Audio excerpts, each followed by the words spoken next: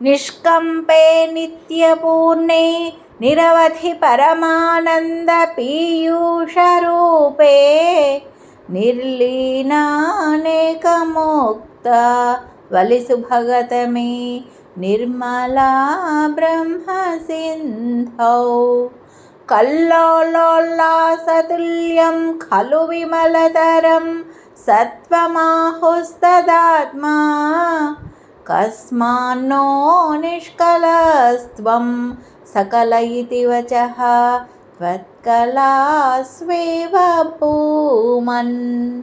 కృష్ణ, పరబ్రహ్మము అపారమైన సముద్రము వంటిది.